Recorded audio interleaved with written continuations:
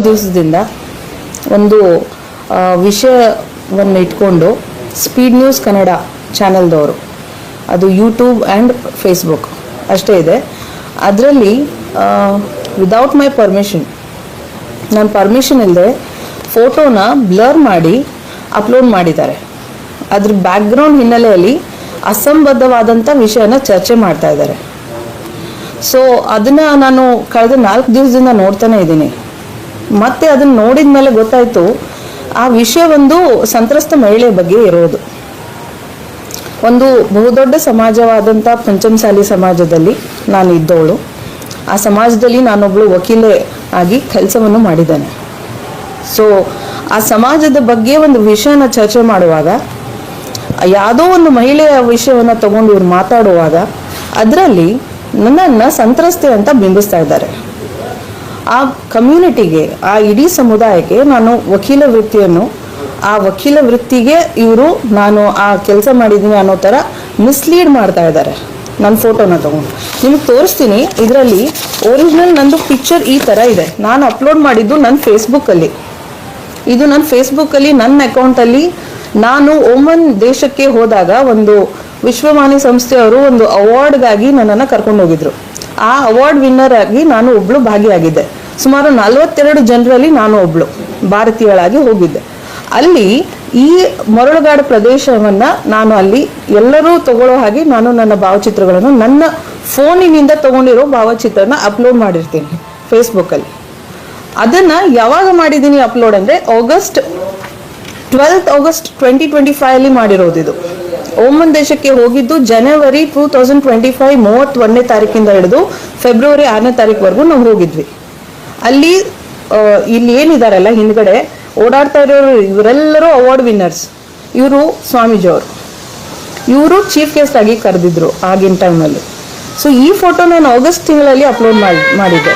So ಈಗ ಏನಾಗ್ತಾ ಇದೆ ಅಂತಂದರೆ, ಈ ಫೋಟೋನ ನ್ಯೂಸ್ 18 ಕನ್ನಡ ಚಾನೆಲ್ದವರು ಈ ಥರ ನನ್ನ ಫೋಟೋನ ಸ್ಪೀಡ್ ನ್ಯೂಸ್ ಕನ್ನಡ ಚಾನೆಲ್ದವರು ಈ ಥರ ಬ್ಲರ್ ಮಾಡಿ ಹಾಕಿ ಮೇಲೆ ಕೆಳಗೆ ಆ ಸಂತ್ರಸ್ತ ಮಹಿಳೆ ಇವಳೆ ಅನ್ನೋ ಥರ ಮಿಸ್ಲೀಡ್ ಮಾಡ್ತಾ ಇದ್ದಾರೆ. ಆ ಮಹಿಳೆಗೂ ನನಗೂ ಸಂಬಂಧವಿಲ್ಲ. ನಾನು ಪಂಚಮಸಾಲಿ ಸಮುದಾಯದಿಂದಲೇ ಹುಟ್ಟಿದ್ದ ಮಹಿಳೆ, ಆ ಸಮುದಾಯದಲ್ಲೇ ಇದ್ದವಳು. ಗುರುಗಳು ನಮ್ಮ ಗುರುಗಳೇ, ಸಮಾಜದ ಗುರುಗಳೇ. ಸಮಾಜಕ್ಕಾಗಿ ನಾನು ಹೋರಾಟ ಮಾಡಿದ್ದೇನೆ, ಸಮಾಜಕ್ಕಾಗಿ ನಾನು ದುಡಿದಿದ್ದೇನೆ, ಸಮಾಜಕ್ಕಾಗಿ ಸೇವೆಯನ್ನು ಸಲ್ಲಿಸಿದ್ದೇನೆ. ಈ ಥರ ನನ್ನ ಫೋಟೋನ ದುರ್ಬಳಕೆ ಮಾಡ್ತಾ ಈ ಮಹಿಳೆ ಏನಿದ್ದಾಳೆ, ರಿಪೋರ್ಟರ್ ಕಾವ್ಯ ಹೆಗಡೆ ಅನ್ನೋಳು, ಅಸಂಬದ್ಧವಾದಂಥ, ಅವಾಚ್ಯವಾದಂಥ, ಅಶ್ಲೀಲವಾದಂಥ ಬ್ಯಾಕ್ಗ್ರೌಂಡ್ ರಿಪೋರ್ಟ್ ಮಾಡ್ತಾ ಇದ್ದಾಳೆ ನ್ಯೂಸ್, ಕಾವ್ಯ ಹೆಗಡೆ ಅನ್ನೋಳು. ಹಾಗೆಯೇ ಸ್ಪೀಡ್ ನ್ಯೂಸ್ ಕನ್ನಡದವರು ಮುಖ್ಯಸ್ಥರು ಈ ವರದಿ ಕೊಡುವಾಗ ಹಿಂದೆ ಮುಂದೆ ಯೋಚನೆ ಮಾಡಿಕೊಡ್ಬೇಕು. ಏನೇ ಇದ್ರೂ ಅವ್ರು ಮಾಡ್ತಾ ಇರೋ ನ್ಯೂಸ್ ಏನಿದೆ ಅದ್ರ ಬಗ್ಗೆ ನನಗೆ ಯಾವುದೂ ತಕರಾರಿಲ್ಲ. ಬಟ್ ಒಂದು ಎಥಿಕ್ಸ್ ಇರಬೇಕು. ಜರ್ನಲಿಸಮ್ನಲ್ಲಿ ಒಂದು ಎಥಿಕ್ಸ್ ಇರುತ್ತೆ, ಕ್ರಾಸ್ ವೆರಿಫಿಕೇಶನ್ ಇರುತ್ತೆ. ಇವಾಗ ನಾನು ಏನು ಮಾಡಿದ್ದೀನಿ ಅಂದರೆ ಅವ್ರ ಮೇಲೆ ಕಂಪ್ಲೇಂಟ್ ಮಾಡಿ FIR ರಿಜಿಸ್ಟ್ರೇಷನ್ ಮಾಡಿಸಿದ್ದೀನಿ. ಇದರಲ್ಲಿ A1 speed news Kannada channel ಮುಖ್ಯಸ್ಥರು, A2 ಇರೋದು ಕಾವ್ಯ ಹೆಗಡೆ ನಿರೂಪಕಿ. ಯಾಕೆ ಅಂತಂದರೆ ಹಲವಾರು ವಿಷಯಗಳನ್ನು ಒಳಗೊಂಡಂತೆ ನಾನು ವಕೀಲ ವೃತ್ತಿಯಲ್ಲಿ ಹೈಕೋರ್ಟ್ ನ್ಯಾಯವಾದಿಗಳಾಗಿದ್ದು ಕೆಲವೊಂದು ಕಾನೂನು ಕ್ರಮಗಳನ್ನ ಜರುಗಿಸಲೇಬೇಕಾದಂಥ ಅನಿವಾರ್ಯತೆ ನನಗೊದಗಿ ಬಂದಿದೆ. ಇಡೀ ಸಮಾಜಕ್ಕೆ ಇದೊಂದು ಕೆಟ್ಟ ಕಳಂಕವಾದಂಥ ಒಂದು ವಿಷಯ. ನಾನು ಅದೇ ಸಮುದಾಯದಲ್ಲಿ ಹುಟ್ಟಿ ಈ ಥರ ಫೋಟೋ ಬಂದರೂ ನಾನು ಸುಮ್ಮನೆ ಇದ್ದರೆ ಇದು ನನ್ನ ಮಾನಹಾನಿ ಅಷ್ಟೇ ಅಲ್ಲದೆ ನನಗೂ ಕೂಡ ಸುರಕ್ಷಿತ ಭಾವನೆ ಬರ್ತಾ ಇಲ್ಲ. ಇವರು ಮಿಸ್ಲೀಡ್ ಮಾಡ್ತಾ ಇದ್ದಾರೆ ಸಮಾಜಕ್ಕೆ. ಸಮಾಜದ ಗಣ್ಯ ವ್ಯಕ್ತಿಗಳು ನಾನೇ ಇದನ್ನ ಮಾಡ್ತಾ ಇದ್ದೀನಿ ಅನ್ನೋ ಲೆಕ್ಕಕ್ಕೆ ಹೋಗ್ತಾ ಇದ್ದಾರೆ. ಈ ಕ್ಲಾರಿಫಿಕೇಶನ್ ಕೊಡೋದಕ್ಕಾಗಿ ನಾನು ಇವತ್ತು ಎಲ್ಲರ ಮುಂದೆ ಬಂದಿದ್ದೀನಿ. FIR ಅನ್ನು ರಿಜಿಸ್ಟ್ರೇಷನ್ ಮಾಡಿಸಿದ್ದೀನಿ. ಮತ್ತೆ ನನಗೆ ಇವಾಗ ಗೊತ್ತಾಗ್ತಾ ಇದೆ, ಕಳೆದ ಒಂದು ವಾರದಲ್ಲಿ ಈ ಸ್ಪೀಡ್ ನ್ಯೂಸ್ ಕನ್ನಡ ಮೇಲೆ 4-5 ಕೇಸ್ ದಾಖಲಾಗಿದೆ. ಅಷ್ಟೇ ಅಲ್ಲದೆ ಈ ಚಾನೆಲ್ನವರು, ಯೂಟ್ಯೂಬ್ ಚಾನೆಲ್ದವರು ಎಕ್ಸ್ಟಾರ್ಷನ್ ಮತ್ತು ಬ್ಲ್ಯಾಕ್ ಮೇಲಿಂಗ್ ಮೇಲೆ ಕ್ರಿಮಿನಲ್ ಕೇಸಸ್ನ ಫೇಸ್ ಮಾಡ್ತಾ ಇದ್ದಾರೆ. ಇದೇ ಮುಖ್ಯಸ್ಥರು MD ವೀರೇಶ್ ಅನ್ನೋರು ಇವಾಗ ಎಸ್ಕೇಪ್ ಆಗಿದ್ದಾರೆ, ಅಬ್ಸ್ಕಾಂಡಿಂಗ್. ಸೊ ಈ ಥರದೊಂದು ಯಾವುದೋ ಅಸಂಬದ್ಧವಿಲ್ಲದ ಒಂದು ವಿಚಾರಕ್ಕೆ ನಮ್ಮಂಥ ಹೆಣ್ಮಕ್ಳು ಫೋಟೋ ತಗೊಂಡು ದುರುಪಯೋಗ ಮಾಡೋದು ಎಷ್ಟು ಮಟ್ಟಿಗೆ ಸರಿ? ಇದು ನನ್ನ ಪ್ರಶ್ನೆ. ಕನ್ಸೆಂಟ್ ಇಲ್ಲದೆ ಪ್ರೈವೇಸಿ ನನ್ನ ಪ್ರೈವೇಸಿ ಇದು. ನಾನು ಫೇಸ್ಬುಕ್ಕಲ್ಲಿ ಇಟ್ಟಿದ್ದೀನಿ, ನಾನು ಅಪ್ಲೋಡ್ ಮಾಡಿದ್ದೀನಿ, ನಾನು ಒಂದು ಪಬ್ಲಿಕ್ ನೋಡ್ಲಿ ಅಂತಲೇ ಹಾಕಿರೋದು. ಇದನ್ನ ಮಿಸ್ಯೂಸ್ ಮಾಡೋದಕ್ಕೆ ಇವ್ರು ಯಾರು? ನಾನು ಏನಾದ್ರು ಮಾಡೋದು ಹೇಳ್ರಿ. ಇವತ್ತು ಯಾಕೆ ಬಂದೇವಪ್ಪ ಅಂತಂದ್ರೆ ಇವತ್ತು ಮತ್ತೆ ಹೊಳ್ಳಿ ಟಾರ್ಗೆಟ್ ಮಾಡಿದ ಯಾರಿಗೆ? ನಮ್ಮ ಸಮಾಜದ ಹೆಣ್ಮಗಳಿಗೆ.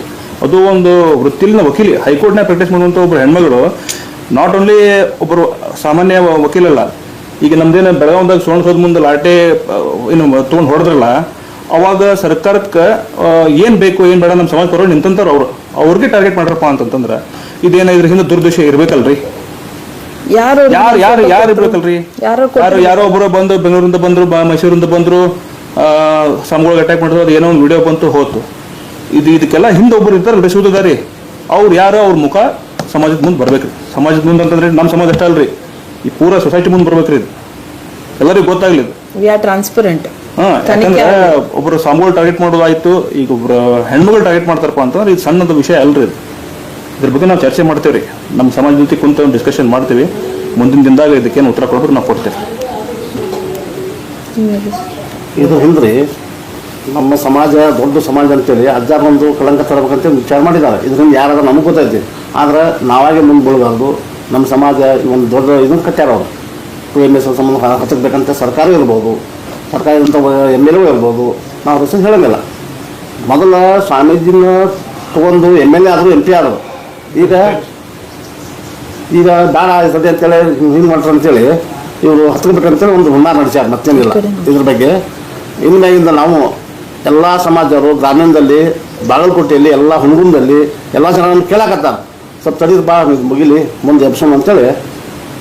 ಕಾರಣ ಇದು ಈಗ ನೋಡ್ರಿ, ನಮ್ಮ ಸಮಾಜ ಹೋರಾಟದಾಗ ನಮ್ಮಂಥ ಹೆಣ್ಮಗಳು, ನಮ್ಮ ಅಕ್ಕ ಹೈಕೋರ್ಟ್ ಪ್ರಾಕ್ಟೀಸ್ ಮಾಡೋ ಟೈಮ್ದಾಗ ಇವರು ಸರ್ಕಾರಕ್ಕೆ ಗಡುವು ಕೊಟ್ಟರು, ಎಲ್ಲ ಕೇಸ್ ಹಾಕಿದ್ರು, ಎಲ್ಲ ಮಾಡಿದ್ರು. ಹಂಗಾರೆ ಅವರು ಹತ್ತಬೇಕು ಇವ್ರು ಹತ್ತಬೇಕಂತೇಳಿ ಸುಳ್ಳು ಇವ್ರ ಹೆಸರು ಕೇಳಿಸಿದ್ರು. ಅದಾಕತ್ತೇನ್ರಿ. ಮೊನ್ನೆ ಬೆಂಗಳೂರಲ್ಲಿ ಒಬ್ಬರು ಮಹಿಳಾ ಆಯೋಗಕ್ಕೆ ಹೋದ್ರೆ ಅವರು ಡ್ಯೂಟಿ ಬಿಟ್ಟು ಹೋಗೋ ಟೈಮ್ದಾಗ ಬಂದು ಕೊಟ್ಟಾಕ ಪತ್ರ ಅಂತಂದ್ರೆ ಇದೆಂತ ನಂಬೋದು ಅನಾಮಿಕ ದೂರು ಅಂತ ಹೇಳ್ತಾರೆ. ನಮ್ಗೆ ಅವರೇ ಹೇಳ್ತಾರೆ, ನೀವು ಮೀಡಿಯಾದಾಗ ಹೋಗಿ ಕೇಳಿದಾಗ ಅವರೇ ಹೇಳಿದ್ರು, ಇದು ಯಾರು ಬಂದಿಲ್ಲ, ಸಂತರ ಚನ್ಮಗಳು ಬಂದಿಲ್ಲ, ಒಬ್ರು ಯಾರೋ ಬಂದು ಕೊಟ್ಟು ಹೋದ್ರು. ಅದು ಹೋಗೋ ಟೈಮ್ ಹೋಗಿ ಕೊಟ್ಟಾಗಂದ್ರೆ ನಮಗೆಲ್ಲ ವಿಷಯ ಗೊತ್ತಾವು, ಯಾರು ಇದು ತಿಂದದಾರ ಏನವ್ರು ಅಂತೇಳಿ. ನಮ್ಮ ಸಮಾಜ ಎಲ್ಲ ಒಕ್ಕಟ್ಟು ಕೂಡಿ ಕಾಸ ಅವ್ರ ಮನೆಗೆ ಮುತ್ತಿಗೆ ಹಾಕೊಂಡು ವಿಚಾರ ಮಾಡ್ತೀವಿ. ನೀವ್ಯಾಕೆ ಈ ತರ ಫೋಟೋ ಕೊಟ್ರಿ ಅಂತ ಯಾಕೆ ಮಿಸ್ಗೈಡ್ ಮಾಡ್ತಾ ಇದ್ದೀರಿ? ನಮ್ಮ ಸಮುದಾಯದಲ್ಲಿ ಬೆಂಕಿ ಹಚ್ಚೋ ಕೆಲಸ ಮಾಡಬೇಡಿ ಪ್ಲೀಸ್. ಯಾವ ಮಹಿಳೆ ಏನ್ ಮಾಡಿದಾಳಲ್ಲ ಅವಳ ಮುಖ ತಂದು ತೋರಿಸ್ರಿ. ಅವಳು ಪರ್ಮಿಷನ್ ತಗೊಂಡಿದ್ದಾಳೆ, ಕೊಟ್ಟಿದ್ದಾಳೆ ಇಲ್ಲ ನೋಡ್ರಿ. ಯಾಕಂದ್ರೆ ನಾನಂತೂ ನಿಮ್ಗೆ ಪರ್ಮಿಷನ್ ಕೊಟ್ಟಿಲ್ಲ. ಯಾರು ಯಾವುದೂ ರೀತಿದು ನನ್ನ ಮೇಲೆ ಹಲ್ಲೆನೂ ಮಾಡಿಲ್ಲ, ನಾನು ಯಾರಿಗೂ ಕೂಡ ಈ ಥರದ್ದು ಒಂದು ಅಸಂವಾದ ಚರ್ಚೆಯಲ್ಲಿ ನಾನು ಪಾಲ್ಗೊಂಡಿಲ್ಲ. ನಾನು ಫೋಟೋ ಮಿಸ್ಯೂಸ್ ಮಾಡ್ಕೊಂಡಿದ್ದಕ್ಕೆ ನೀವು ಅಪಾಲಜಿ ಕೇಳಬೇಕು, ಅದು ಬಹಿರಂಗವಾಗಿ ನಿಮ್ಮ ಚಾನಲ್ ಮುಖಾಂತರ ಕೇಳಬೇಕು. ಇಲ್ಲ ಅಂದರೆ ನಾನು ಆಲ್ರೆಡಿ ಮಾನನಷ್ಟ ಮೊಕದ್ದಮೆ ನಾನು ದಾಖಲು ಮಾಡಿದ್ದೀನಿ. ಇವತ್ತು ಇದು ಕ್ರಿಮಿನಲ್ ಕೇಸ್, ಮಾನನಷ್ಟ ಮೊಕದ್ದಮೆ ದಾಖಲು ಮಾಡಿದ್ದೀನಿ. ನಿಷ್ಠಾವಂತವಾದಂಥ ಸಮಾಜದಲ್ಲಿರುವಂಥ ಪ್ರತಿಯೊಂದು ಚಾನಲ್ಗಳಿಗೂ, ಎಲೆಕ್ಟ್ರಾನಿಕ್ ಮೀಡಿಯಾ, ಡಿಜಿಟಲ್ ಮೀಡಿಯಾ ಹಾಗೂ ಪ್ರಿಂಟ್ ಮೀಡಿಯಾದವರಿಗೂ ನೀವು ಕಳಂಕ ತರ್ತಾ ಇದ್ದೀರಿ. ಸ್ಪೀಡ್ ನ್ಯೂಸ್ ಕನ್ನಡದವರು ನಿಮ್ಮ ತಪ್ಪನ್ನು ಒಪ್ಪಿಕೊಂಡು ಚೇಂಜ್ ಆಗಿ ಒಳ್ಳೆ ಇರುವಂಥ ಚಾನಲ್ಸ್ಗಳಿಗೂ ನೀವು ಈ ಥರದ್ದು ಒಂದು ಷಡ್ಯಂತ್ರ ಮಾಡಿಕೊಂಡು ಬ್ಲ್ಯಾಕ್ ಮೇಲ್ ಮಾಡಿಕೊಂಡು ಅವ್ರಿಗೂ ಕೆಟ್ಟ ಹೆಸರು ತರಬೇಡ್ರಿ. ಅದಷ್ಟೇ ನಾನು ಕೇಳ್ಕೊತೀನಿ. ಇವತ್ತಿನ ಸುದ್ದಿಗೋಷ್ಠಿಗೆ ನಾನು ಇಲ್ಲಿಗೆ ಅಂತ್ಯ ಮಾಡಬೇಕು ಅಂತ ಆಸೆ ಪಡ್ತಾ ಇದ್ದೀನಿ. Thank you so much. ಧನ್ಯವಾದ.